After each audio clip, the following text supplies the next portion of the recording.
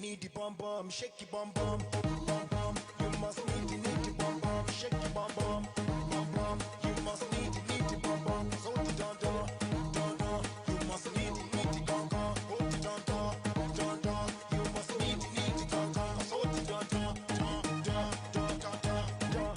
Need the don don, don don. You must need the don don, so the don don, don don, don. Need the don don. Oh, the don don, don don, oh the don don, don don. I know the don don, don don. You must need the don don, oh the don don, don don, don don, don don, don don, don don.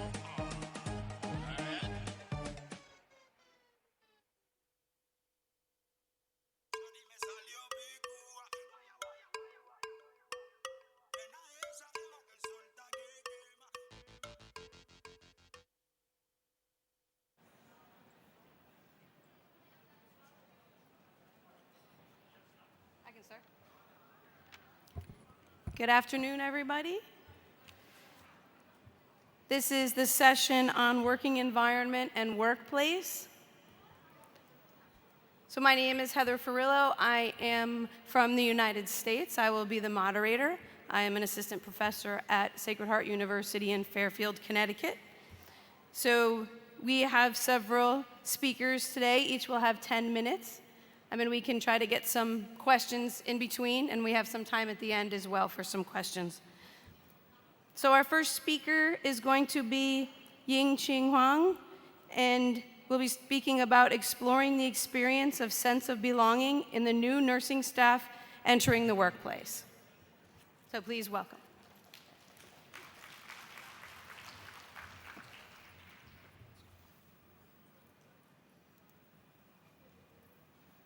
And good afternoon to ladies and gentlemen. My name is Ying Huang, and I am a PhD student in National Yangming University, and my professional Guiyun Wang is in the audience.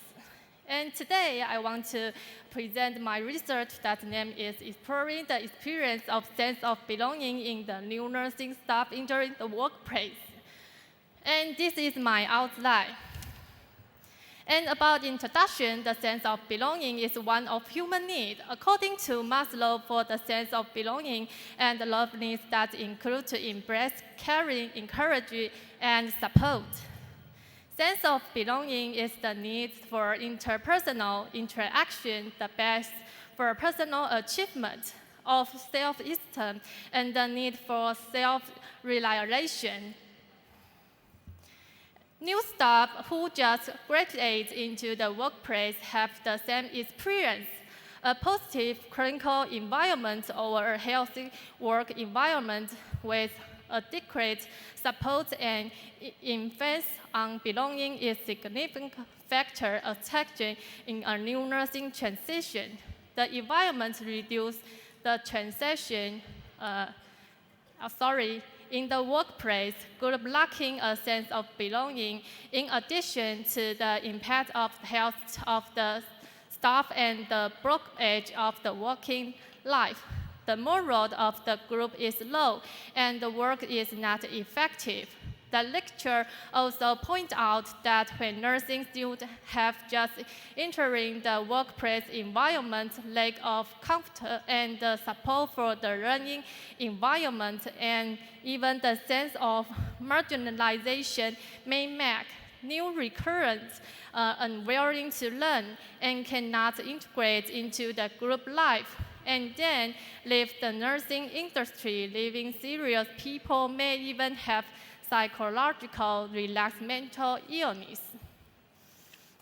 And nursing staff who just graduate into who workplace have the same experience, a positive clinical environment or a health workplace environment with adequate support and emphasis on belonging is a significant factor affecting a new nursing transition. This environment reduces transition shock, promote transition, and enhance retention of qualified nurse.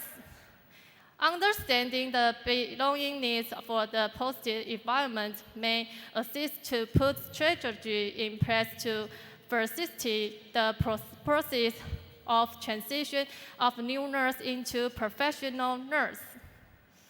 Also, this nursing workplace phenomena occur worldwide on a daily basis. It has drawn little attention in academic or professional circle. There is still a lack of research comprehensively exploring the sense of belonging in the new nurse entering the workplace. And therefore, this study invited nursing staff entering the workplace to use phenomenological approach to visually describe the life experience of this group of nursing staff in the workplace, and hope to describe the nature of this experience through in-depth interview. So the purpose was to explore sense of belonging in new nursing staff entering the workplace. And about method study design, based mainly on the theoretical framework of Husserlian phenomenological, and this study protocol was approved by the Ethics Committee of Institutional Review Board of the Taipei Ventures General Hospital in Taiwan. And about the participants collect from January 28 through December 28. Additional criteria for inclusion in the study were: first, participants age of 20 years or more; second, the first job as a nursing staff at a medical center; third, new nursing staff who have worked in hospital for more than half a year and less than 3 years. Fourth, the study participants were able to communicate in Mandarin or Taiwanese. Five, participants agreed to audio recording of personal interviews for data collection. And this study obtained data through participant observation and in-depth interview in situations where participants feel comfortable, non-interfering, and feel to express. And here are some example questions from my interview. And all participants interviewed less than about 40 to 60 minutes. Every participant was contacted 2 to 3 times in different situations. And through observation, non-talking, and audio tape, all data were documented and summarized. And the data analysis was based on Georgian phenomenological methods. And about the results, there are 10 participants in our study. The 10 participants are between 21 to 25 years old, and all are women. 50% of them are university graduates, and 15 are graduates from college. The basic information of this case is shown in Table 1. And the analysis summarized the experience of sense of belonging in the new nursing staff entering the workplace have 5 things, namely, first, self-adaptation to integrate, and second, not ignore, third, become a less, and 4, working as a team to complete a mission, 5, sharing emotion to become a family. For detail on things, you see Table 2.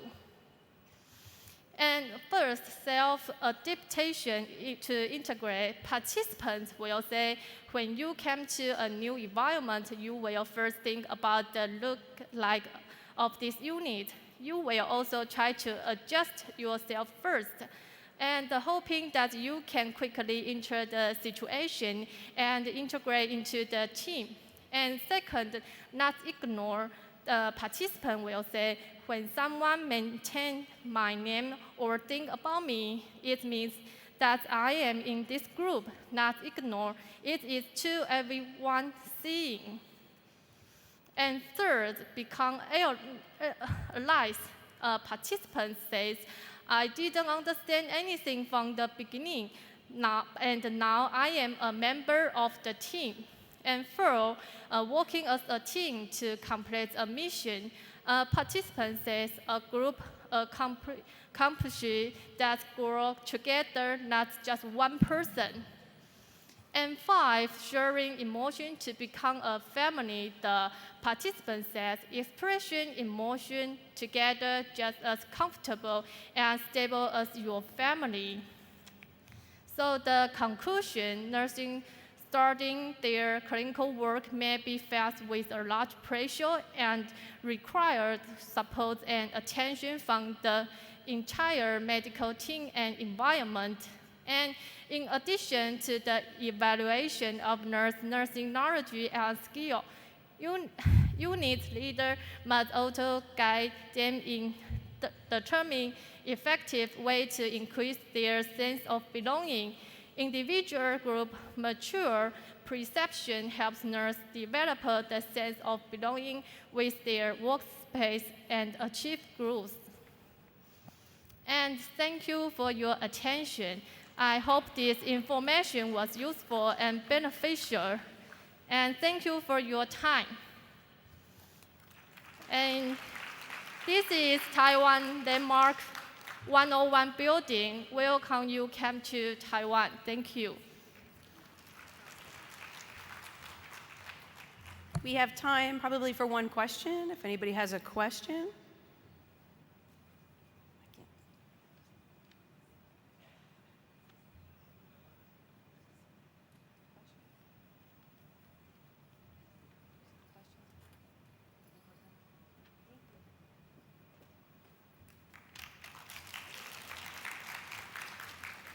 The next speaker is Karen Scipio-Skinner. She will be speaking on nursing advocacy, advocating to protect the global nursing workforce. Please welcome Karen.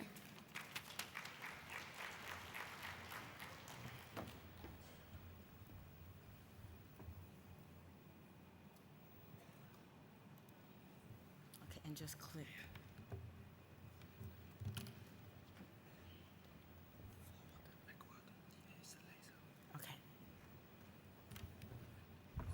Good afternoon.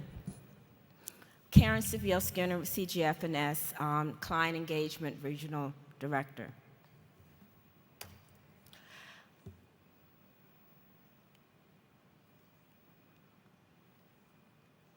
Okay, I got it.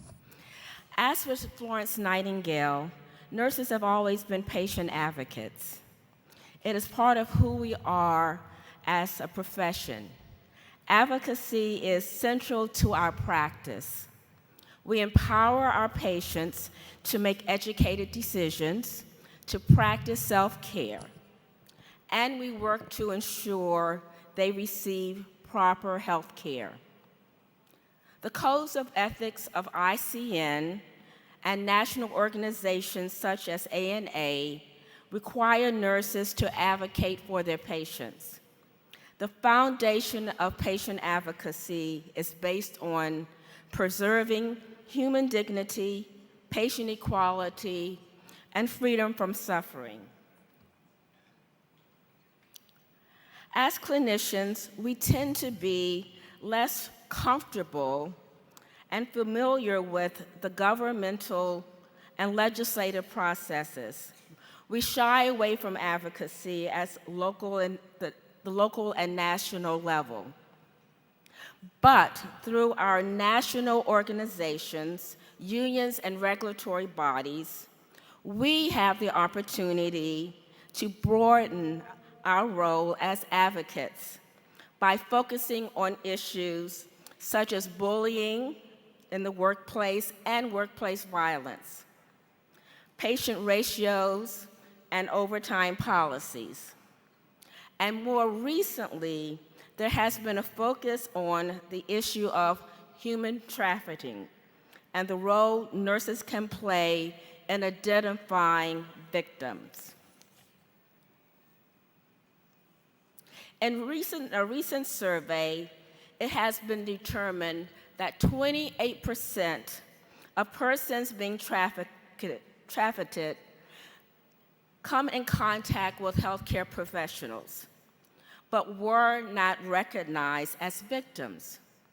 As nurses, we need to be able to recognize signs and symptoms of trafficking women and girls. Signs such as being accompanied by a person who will not allow them to speak or will not leave them in the room alone during interviews. They may not have any identification, and in some cases, they may be branded. But as nurses, we probably come into contact with human trafficking even more than we realize, because if you consider that while in human trafficking is often equated with sex trafficking, but labor exploration is also a form and may go unrecognized or unaddressed. Immigrating nurses are sometimes faced with unethical recruitment. They are misled about where they work, where they will be working, being told they may be working in an urban setting, but end up in a very rural setting in which they are not getting the proper orientation or the supports that they need.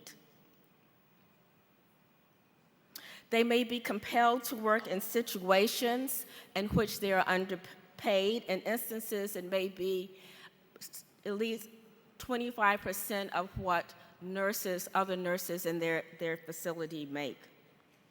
In some extreme cases, their passports or green cards may be held by the recruiter, as they are threatened, and they're also threatened with exorbitant breach fees if they don't abide by the contract. As nurses, especially as nursing administrators, we can advocate for our nurses to make sure that they are treated fairly.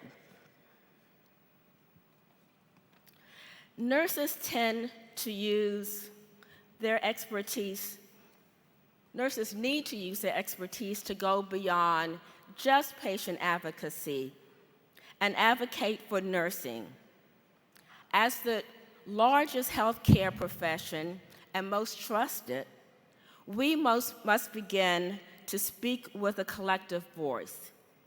We can work through unions, through our nursing organizations and regulatory bodies, and a collective voice on issues such as protecting our international educated nurses from labor exploitation, and work to build coalitions.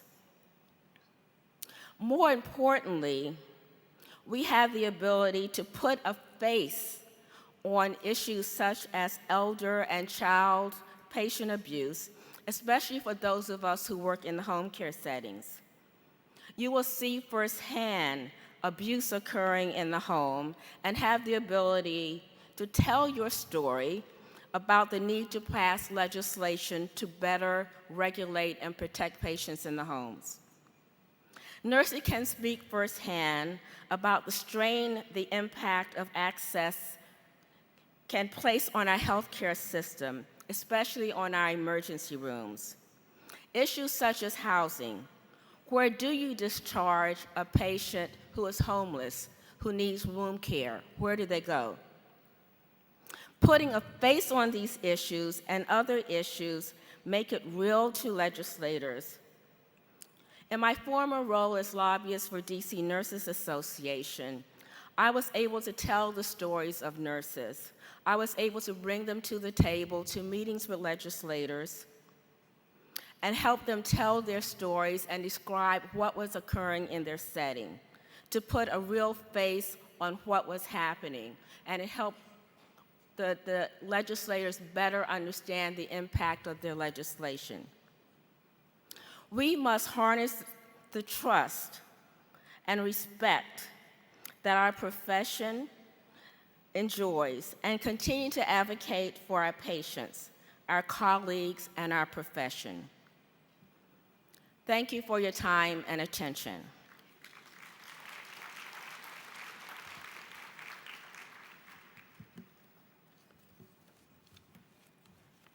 Do we have any questions?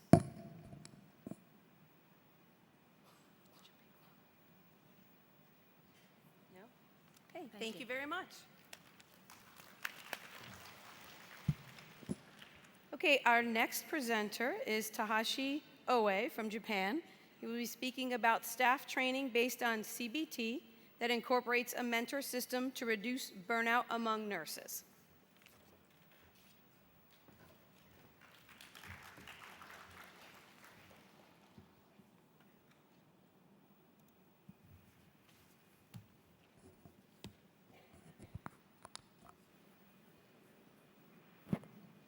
Okay, good afternoon. My name is Takashi Ohue. I'm Department of Nursing, Faculty of Health Science, Hyogo University, Japan. Okay, today I would like to talk about staff training based on cognitive behavioral therapy that incorporated in mentor system to reduce burnout among nurses. Okay, first let me mention briefly why we decided to conduct a present study. As shown here, SDG Goal 3 is a health goal and very important goal for nurses.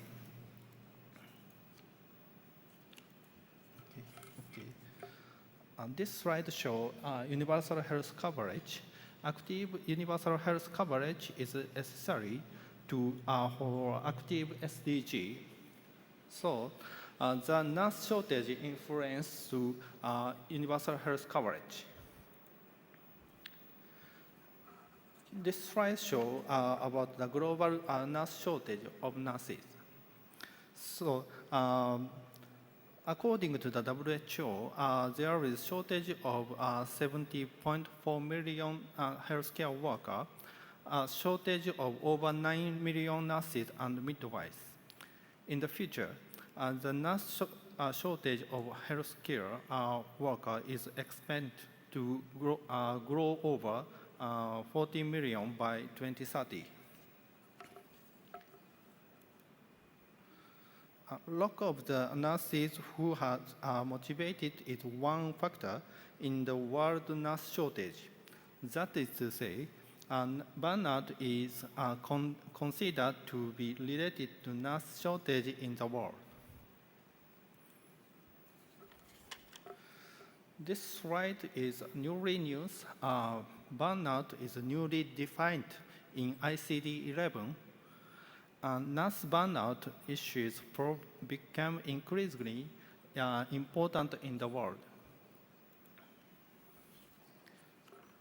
As shown here, nurse turnover rate in Japan is more than 10%.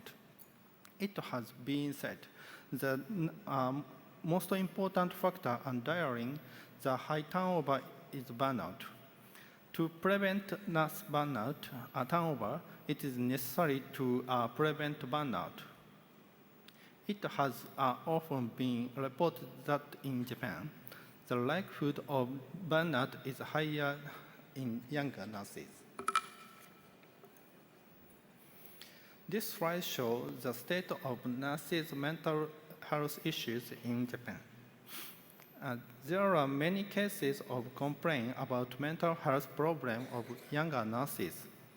So, a supported system for young nurses is needed.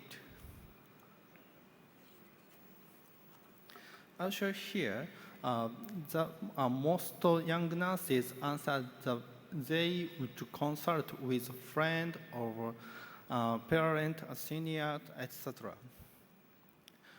When asking what kind of people they would consult a stressful situation. Also, it was zero that I want to consult with clinical psychologist or psychiatrist also. This suggests that with the development of the staff training program for nurses with over 5 years of clinical experience or mentor, who are designed to the training nurses in 3rd years of clinical experience or mentee, there may be a positive impact on nurses' mental health. Okay. Next, I would like to explain to mentorship.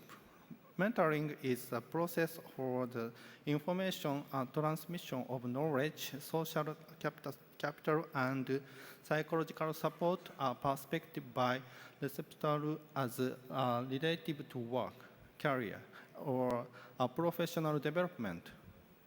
So, knowledge and technique of the cognitive behavioral therapy are applied to the here.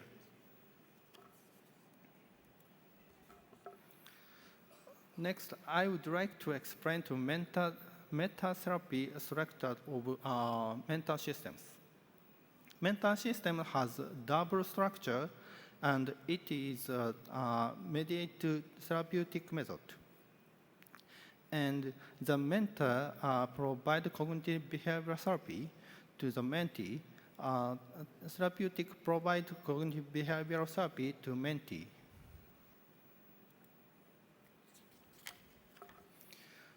In other words, the model of mental system look like this slide. Clinical psychologists or clinical psychiatric nurses give training on cognitive behavioral therapy to mentor. And those who has received training give cognitive behavioral therapy to mentee. Next, I explain to program structure used in this study. During cognitive behavioral therapy, we develop an intervention to reduce burnout and turnover intention among nurses. The intervention was divided into 3 parts. The first time, I offered the knowledge about stress and burnout in psychological education. And I performed the group work behind. Then I discussed and decided to feel it as stress now freely, and entered the problem in the help seat. Finally, I asked for a description of the event and feeling when stress is felt as homework for 1 week. Session consists of 50 minutes of psychoeducation, 55 minutes of group work, and 10 minutes of summary and homework. Purpose of this study was always developed a cognitive behavioral therapy staff training program with a focus on burnout, and the program was first implemented on middle-level nurses with over 5 years of clinical experience, with the objective of clarifying the effectiveness of the program.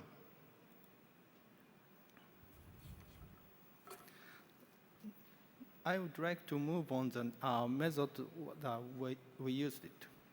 The target 30 middle-level nurses with approximately 10 years of clinical experience working in acute care hospital in Japan. Performance index, since there is need for evaluation from international perspective, we will employ performance index with utilities. Questionnaire. This study used it to the ALS questionnaire, shorter version, communication scale score, questionnaire measurement of emotional empathy, Maslach burnout inventory, and knowledge of CBT. Please refer to the slide for ethical consideration. Result. We analyzed the result of 44 participants who answered to the survey before and after the intervention and 3 months later. Upon calculating the value with the Friedman test before, after intervention, and 3 months later.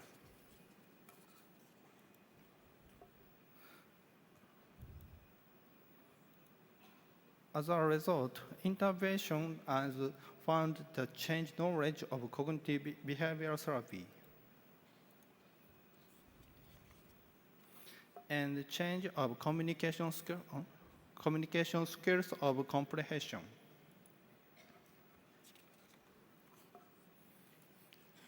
And the change in the change of the expression of communication skills,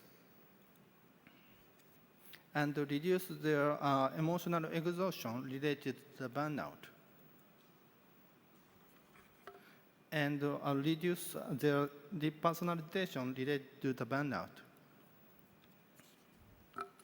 Change in the burnout of reduction of personal accomplishment. Conclusion. The effect of the staff training program based on cognitive behavioral therapy for reduction of burnout and turnover intention among middle-level nurses were verified. Additionally, staff training is effective in reducing burnout and improving communication skills. In the future, it is necessary to make the educational program of cognitive behavioral therapy using WAVE. It is necessary to prevent the nurse turnover and to prevent the nurse shortage in the world. Thank you so much.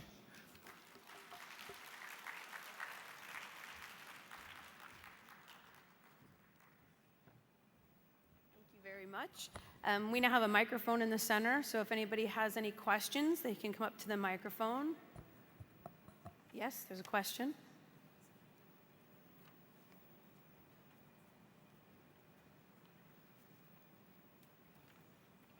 Do you have a long-term study that how the cognitive behavior therapy affects the nurses that are burned out, not just on a day-to-day basis, but are they less burned out after a while, like as a long-term?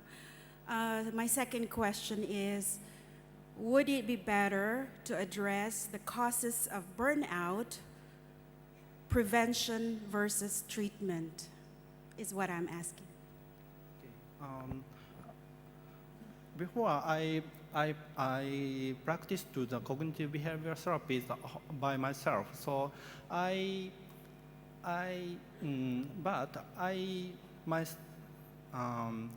cannot spread to cognitive behavioral therapy for the nurses in my country. So I concerned to how can spread to my cognitive behavioral therapy in the hospital. So so I would like to in this studies I have data evidence for cognitive behavioral therapies.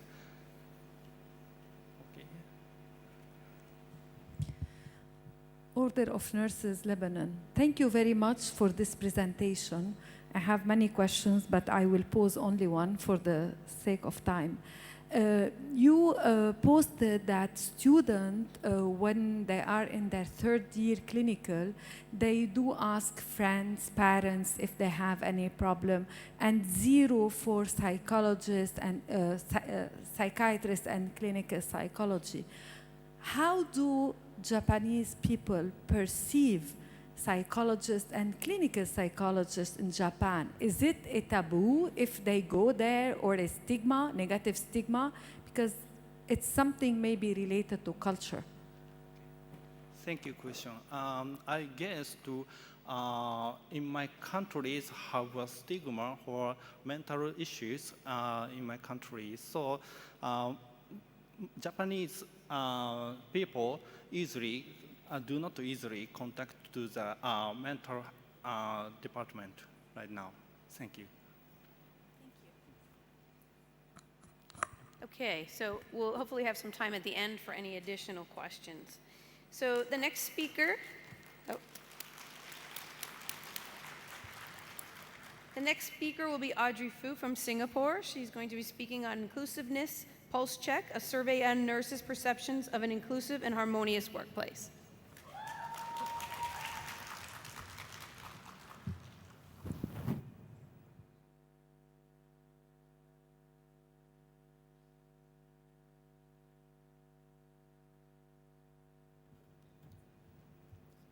Ladies and gentlemen, a very good afternoon to all of you.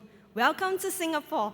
I'm Audrey, and I'm very pleased to share with you about my hospital Inclusiveness Pulse Check survey research findings.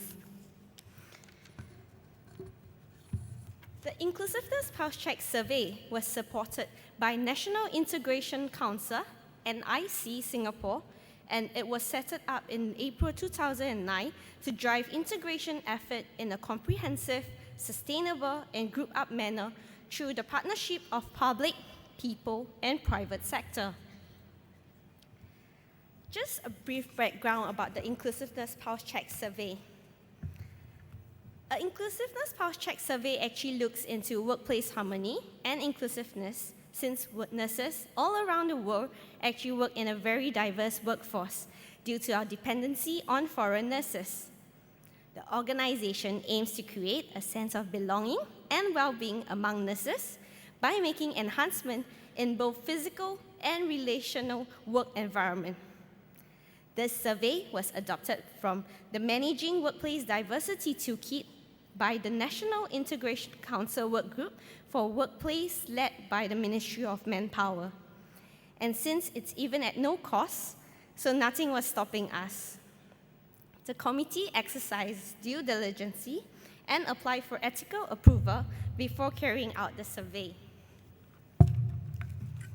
Before we begin, we'd like to just let you know that inclusiveness means that an environment where it encompasses people from different backgrounds, but despite so, we embrace the norms, value our uniqueness to our race, ethnicity, nationality, language, religion, class, and social status, as well as gender and age. While harmony is about being in a relationship that is open, peaceable, cordial, and kind. The survey consists of 2 sections. Section 1 of 59 statements using the 5 points Likert scale, and Section 2 with demographic data. The aim of the survey was to assess nurses' perception of inclusiveness of the workplace culture, assess the effectiveness of the organization's inclusive practice and policy, and also assess the ability of our managers and employees to work with colleagues of different backgrounds. Of the 1,807 surveys form distributed, we have achieved 83% respondent rate. And as we can see from the nationality, it consists of a diverse workforce and a combination of different generations through the length of service in our population. Overall, the respondents were highly agreeable that our organization, KK Hospital, is an inclusive and harmonious workplace to work in. At 88.2% of the respondents who reported strongly agree. However, the next slides also point out areas where we can do better to support our staff. One of the surprising findings from this survey is that actually 47% of the respondents found that intergenerational interactions were more challenging compared to international and inter-ethnic interactions. Another surprising findings was that more than half of the respondents reported that actually patients upset them more than being upset by their peers or supervisor. 47% and 49% of the respondents reported that they were concerned with the way the people treat others at their organization and at their department respectively, making cultural jokes, example. 43% of the respondents reported that colleagues of the same nationality form exclusive groups, followed by ethnicity at 41%. This percentage derived from the top troubling findings are certainly significant, as it affects about 1/3 of our respondents, but I will elaborate more in another slide on what we hope to do to address these areas of improvement. First, we ask ourselves, are we a salad bowl where we celebrate diversity, or are we a melting pot where we require our employees to assimilate into a fixed culture? Moving on, I will be sharing with you in more details about our organization effort to close such gaps. We conducted our first ever Cultural Day in 2017, right after we obtained our results findings. The pre-event itself has 3 friendly competitions, which involve participants from different nationalities to come together to take photos, visit heritage sites, and also a fusion food competition. From this event, we know that nurses are not just good at caring, they are good at cooking as well. Our theme for our Cultural Day in 2017 was DBSS. Not some boy band in Korea, but it's different, but same. Same is Singlish. Despite being different, in the end, we all serve the same purpose. On the Cultural Day itself, we had photo booth and heritage exhibition, which brought many down the memory lanes. And for those who are new to the cultural artifacts, you can read the information sheets provided.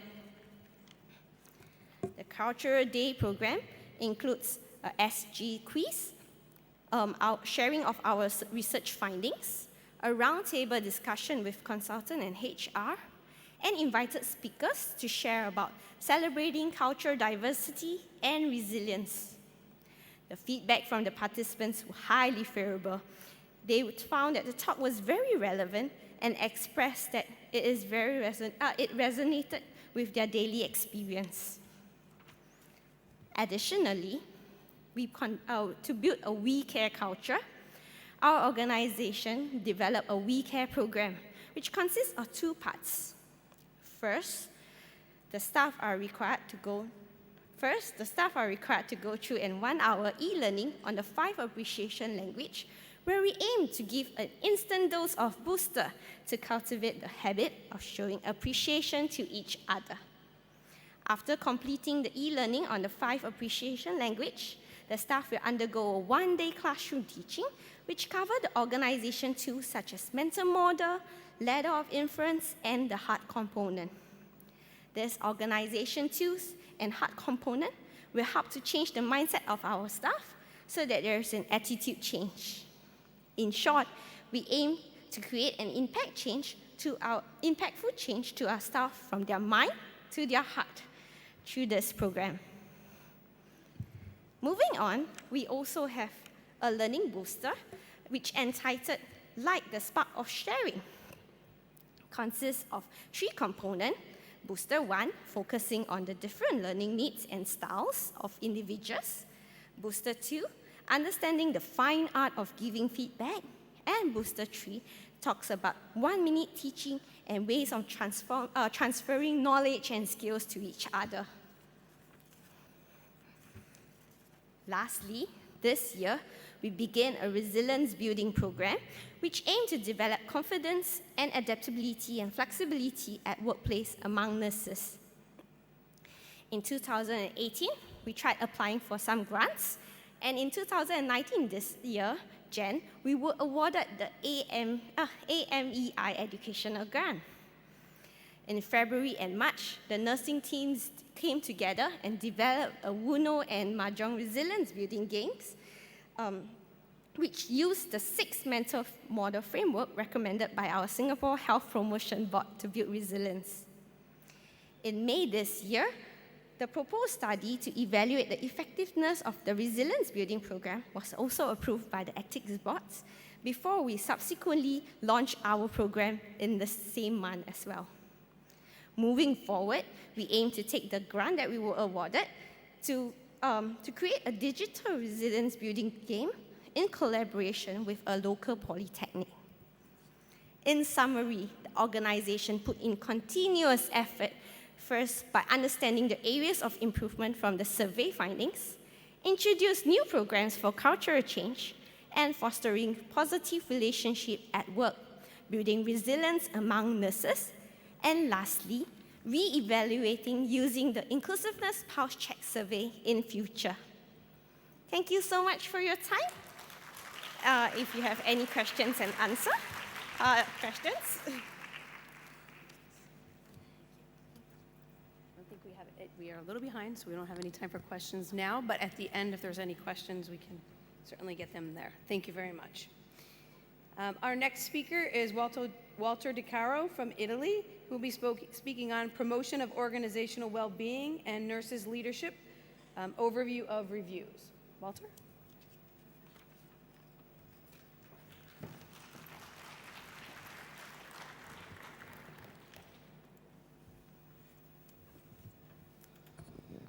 Good afternoon, thank you. My presentation is about organizational well-being and nurses leadership. I made this work with my colleague Laura Cagliotti and Elisabetta Corvo. This is the outline of presentation. We have a brief description of terminology, organizational well-being, leadership in nursing, and after there is this overview of review. There is no real clarification about organizational well-being. There are a lot of definitions. I chose 3 definitions. The first 2 is relative to the ability of organization to promote and maintain social worker physical, psychological well-being at all levels and for every job. The other is relative to the organizational policies and practice. At the same time, for summarize, the well-being in organization is related to the physical work environment, psychosocial work environment, personal health of workers, and community, social community of the job. About leadership culture, in our work during the years, normally we meet some boss, and this some boss we can meet a good boss, a bad boss, or an ugly boss, like a movie. At the same time, we don't have a common definition. We have a lack of common definition. In some situation, nursing for leader, we define a nurse informal managerial role, described as a nursing manager or nursing leader or nursing executive. In the other situation, we speak about the leader, and we have a nurse in informal role. There is a nurse that act as a leader in daily clinical work, but don't have the position of leader. And in this slide, I think we have the 3 members of organization: the leader, the manager, sometimes is together mixing, and the follower. But sometimes some leader don't want a follower, don't want a people that work with us for the organization. Some leader have necessity to have a fun, and this is not my leader. This is the real part of the job. We have a review question to identify, review, and summarize all action which can be implemented by nursing leadership to promote organizational well-being. We choose a special kind of review. This is overview of review. We provide an overall examination of body of information on this topic, and we summarize the evidence. The design is overview of review. We included in this work only systematic review, only integrative review, and scoping review during 10 years.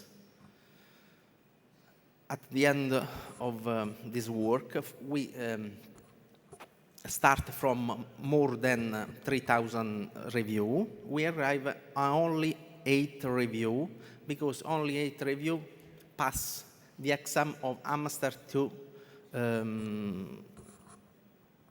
score. This is some result. We identify 3 areas.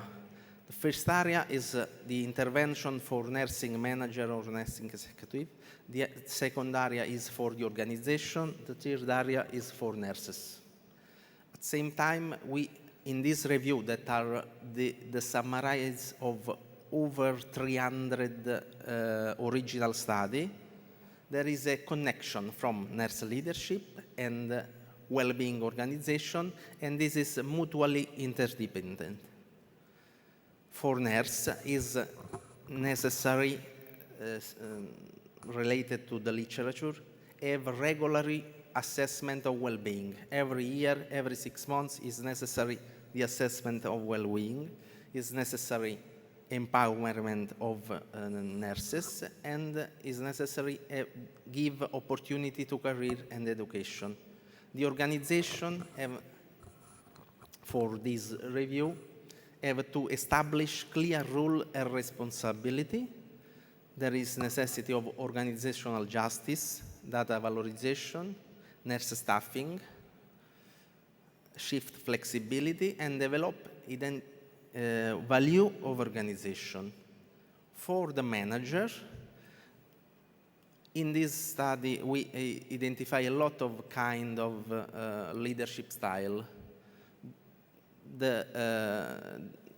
These researchers prefer the transformational leadership approach instead task leadership, using technology, and the manager have a necessity of improve value and credibility, reputation, and incorporate leadership development as part of strategic plan.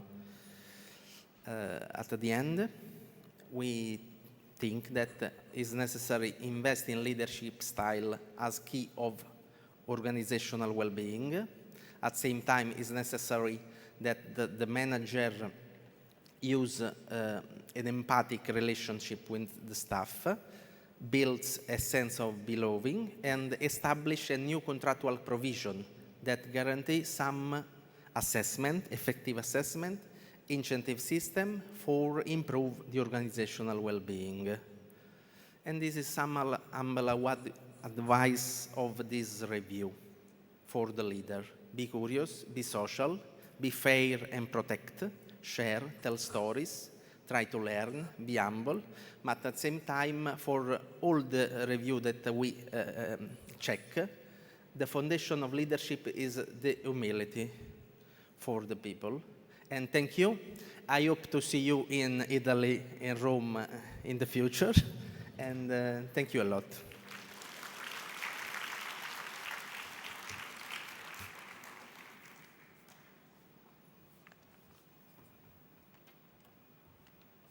We have time for maybe one question for the next one, if anybody has a question. You can come to the microphone in the center. No? Well, thank you very much. Our next speaker is going to be Nuhad Dumit from Lebanon. She will be speaking on nurses' absenteeism and job demands, job attitudes, and personal characteristics.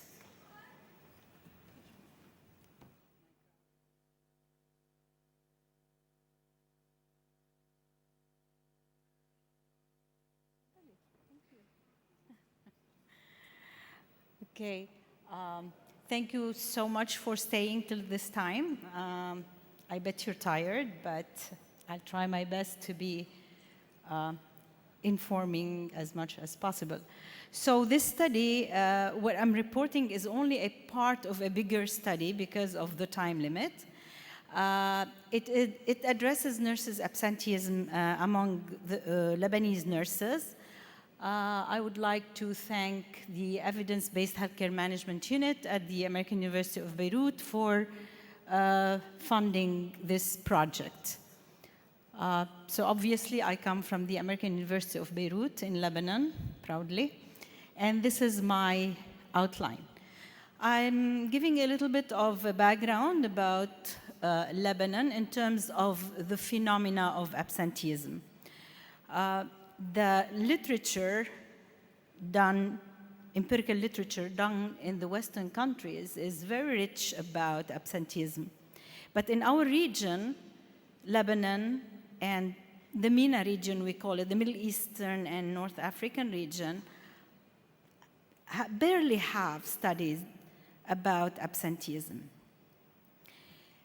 We started this project in a single center from a qualitative perspective to see how nurses perceive absenteeism, because there was a demand by the nursing services department about this phenomena happening a lot in that medical center. And then there was another quantitative study by my colleague, the president of the Order of Nurses in Lebanon, and a third study, so 2 qualitative and 1 quantitative.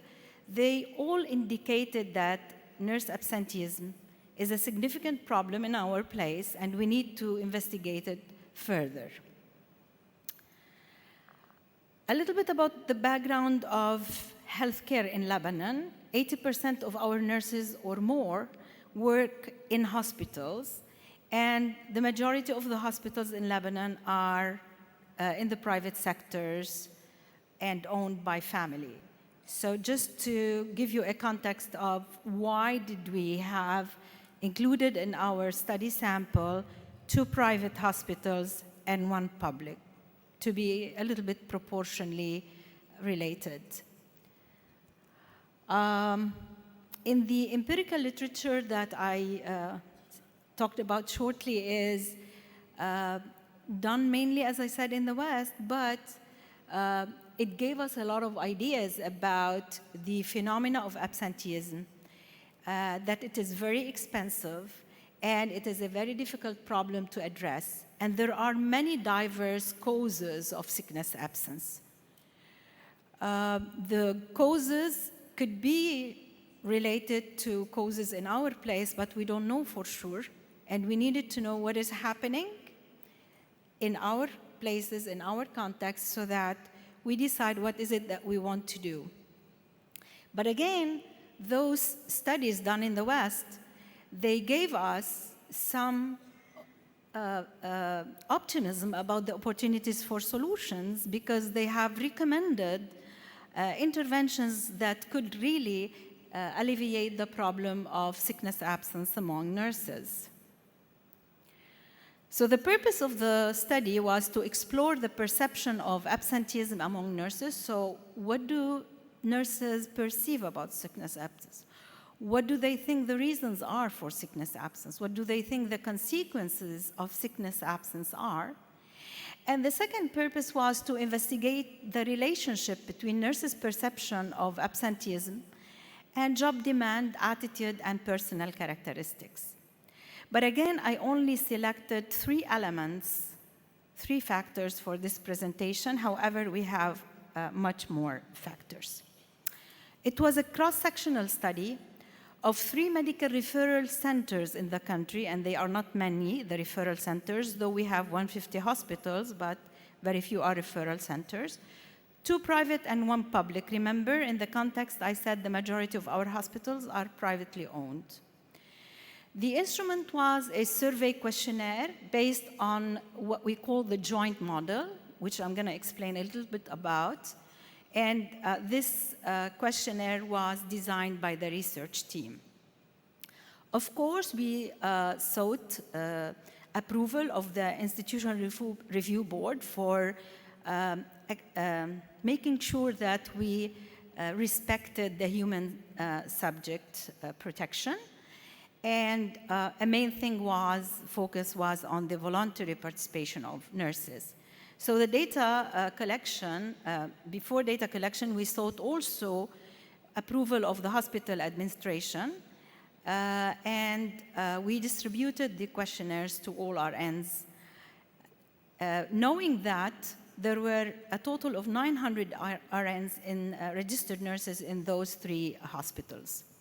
The response rate was not bad, 59%.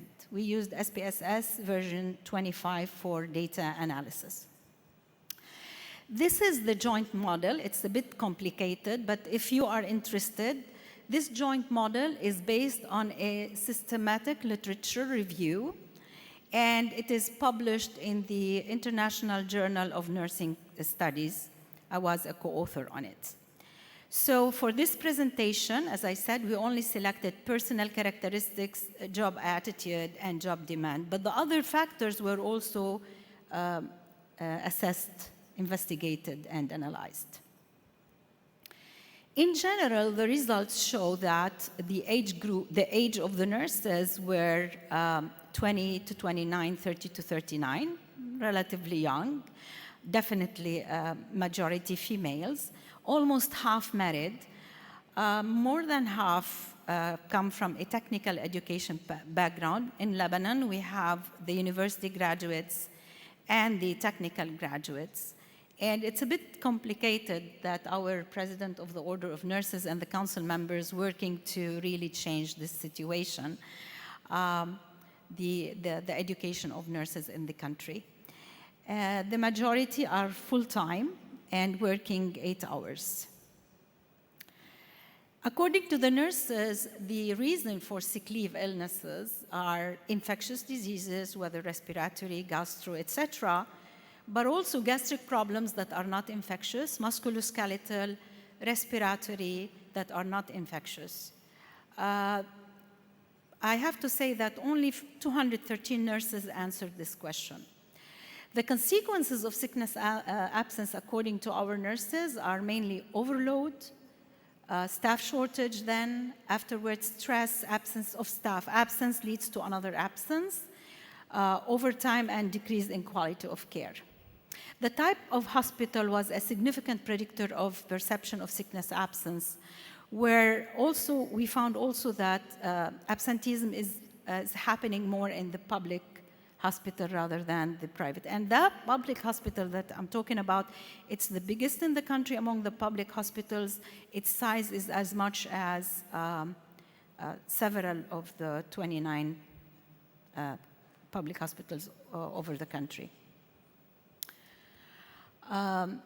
Job demand factors, the 4 factors were significantly associated with sickness absence, namely work stress, work conditions, physical environment, how the unit is organized, where is the nurse's lounge, where is the desk, how, if they are really designed in a way to help the nurses move smoothly serving their patients, and work-family life balance that we are in a current study further investigated.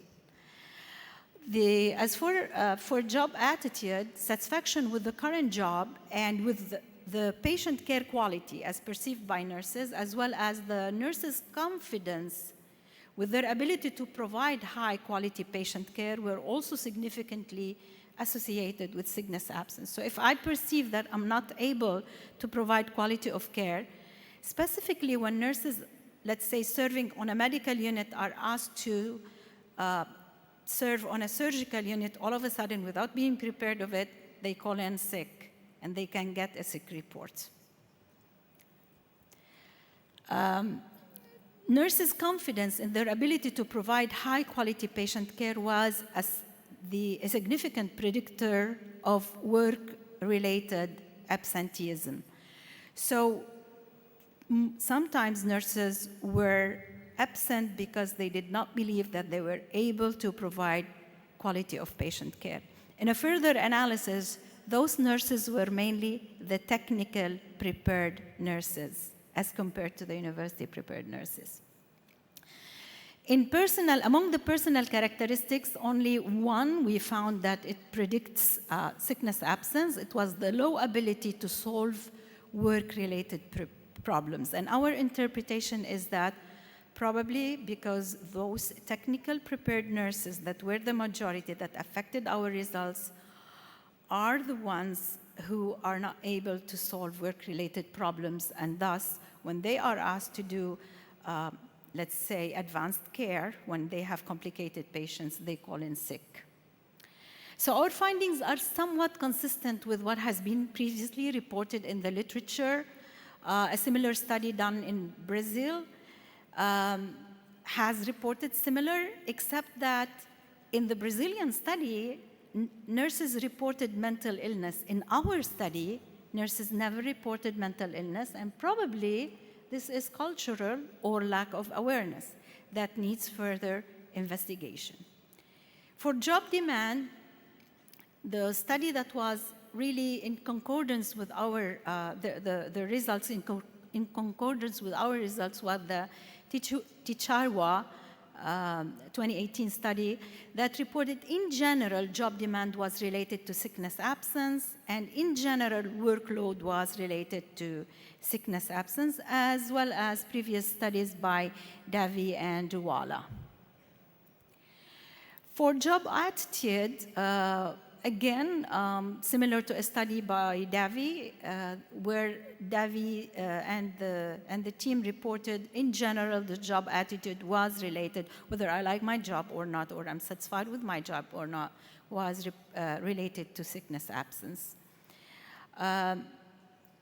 In terms of personal characteristics, Ticharwa study major significant finding was related to nurses' lack of commitment in relation to sickness absence, something that we did not find in our study. So in a nutshell, job demand, job attitude, and personal characteristics, some aspects of personal characteristics, actually one, are related to sickness absence. What does that tell me? We believe that this study has implications for management, whether at a nursing level or whether at human resource management, where they can use the reasons for sickness absence and they can create interventions to control those reasons or alleviate them. At the same time, human resource management, as well as the nursing services department, have to have a sickness management program to follow up on those nurses. If I'm sick, how can I take care of the sick people? So we recommend a sickness management program to be done in every healthcare facility. So the implication is very important for the human resource management. These are some references, and thank you from Lebanon.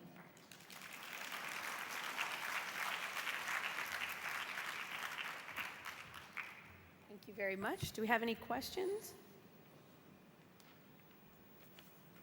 No? Thank you. Okay, and our final presentation will be by Chia-Ling Hua. Hello. I have one question. Oh, one question. Sorry. Oh, that's okay.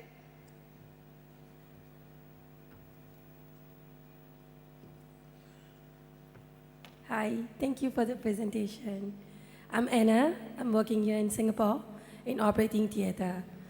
So my question is, do you think the nurses' previous experience caused them to make them to be absent from work? For example, like work in the operating theater, threshold very high, stress level very high. So they have worked with these particular surgeons, very stressful, he can be very demanding. And maybe this nurse have worked with this particular nurse, very strict. She might be very fierce and all that. So all this experience, you think can make her to be absent from work for the particular day? Thank you. Thank you for the question. The answer came from our qualitative to qualitative studies, where nurses and nurse managers, actually it was a group of nurses and a group of nurse managers, they said that nurses may report sick when they know that in operating room, for instance, there is this surgeon they are assigned to and they don't like to work with this surgeon. Or when there is a colleague with whom they have a conflict and they don't want to work with this colleague. So yes, it is related. That was shown in our qualitative studies. But again, there was a difference in the perception of nurses and their nurse managers.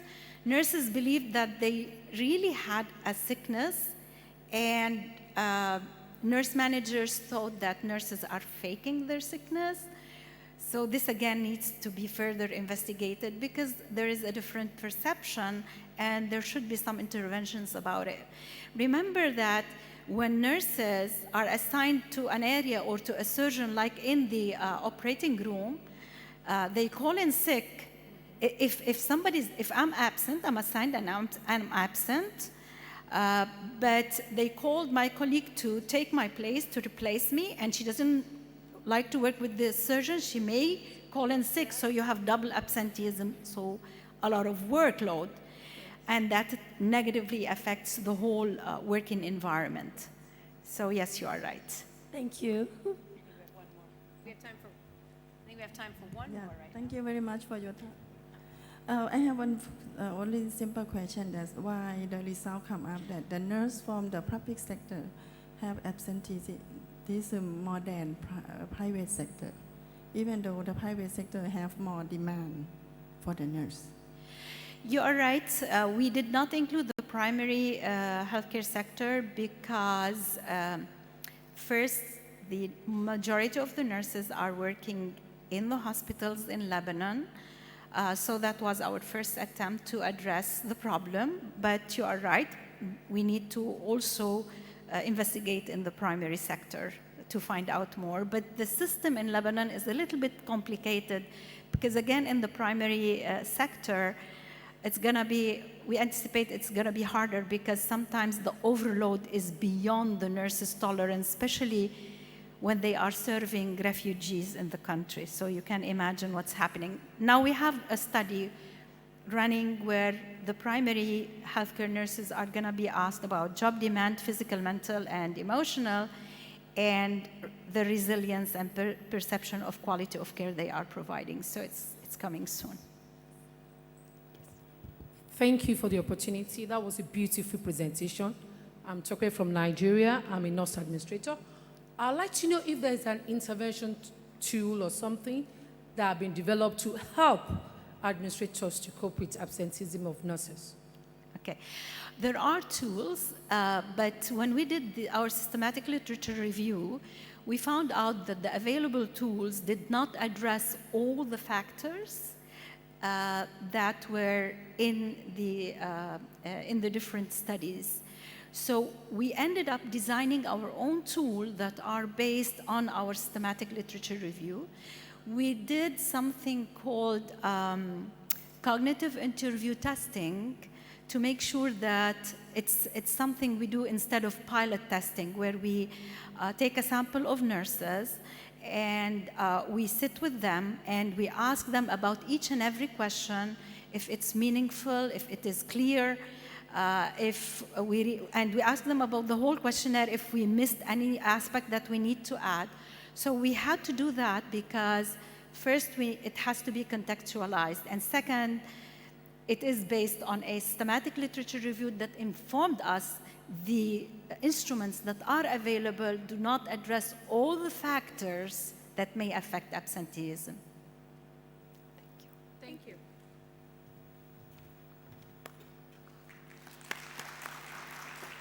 Okay, so our final presentation is the relationship among care attendants' perceptions of organizational change, job satisfaction, and turnover intention in the case of a home care system, from Chia Ling Hua.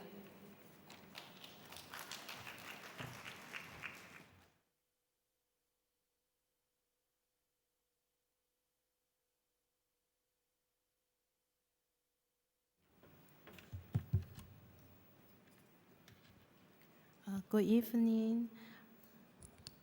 My name is Ho Jialin. I'm from Taiwan. My topic is the relationship among care attendants, precision of organizational change, job satisfaction and turnover intention, the case of home care system. Taiwan is a beautiful island. Welcome to Taiwan. This is my hospital in Taiwan, National Cheng Kung University Hospital. Aging population is the worldwide formula, elderly care has become one of the critical issues and waiting to be solved. In Taiwan, the population of the elderly has been over 14% in 2018. Forever, we have to make a better environment for elderly, even as in the future.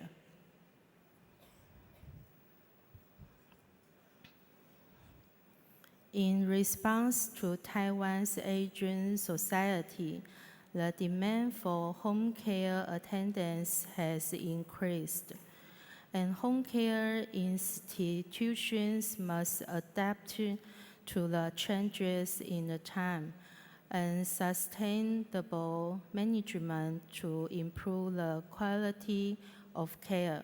So my purpose is to explore the relation among care attendance, precision of organizational change, job satisfaction, and turnover intention.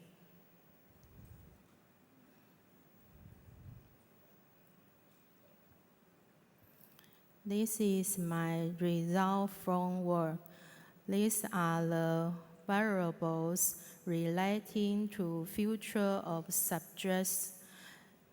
3 tools were used to measure the perception of organizational change, job satisfaction, and turnover intention. There are a good reliability and validity from the 3 tools.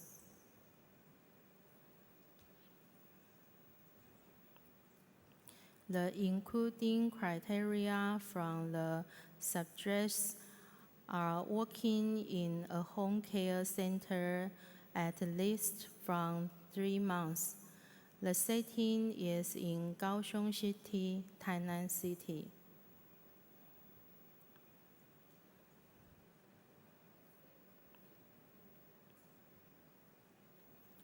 A total of 183 participants were included, and the response rate was 91%. 95% are women and married.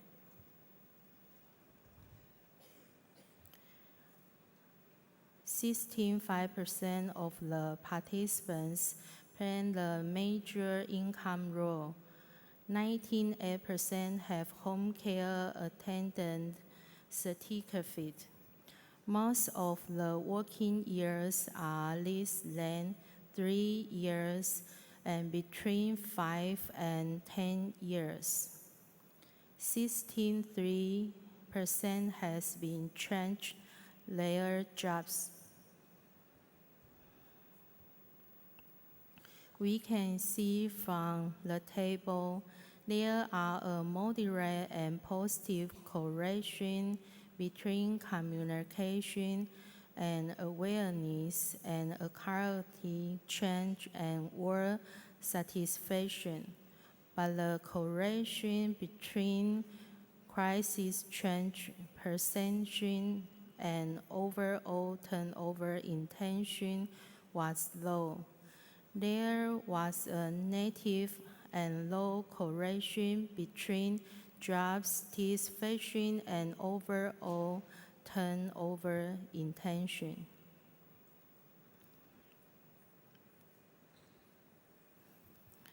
The participants of attendance to organizational change could affect job satisfaction and turnover intention.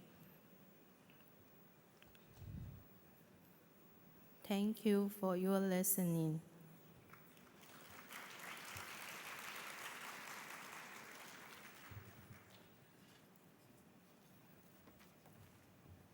Do we have any questions? At this time, if there's any questions for any of the presenters, we have a couple minutes left. No? Thank you. Thank you very much to all of the presenters. They were all very excellent and informational presentations, and have a wonderful rest of your afternoon. Welcome.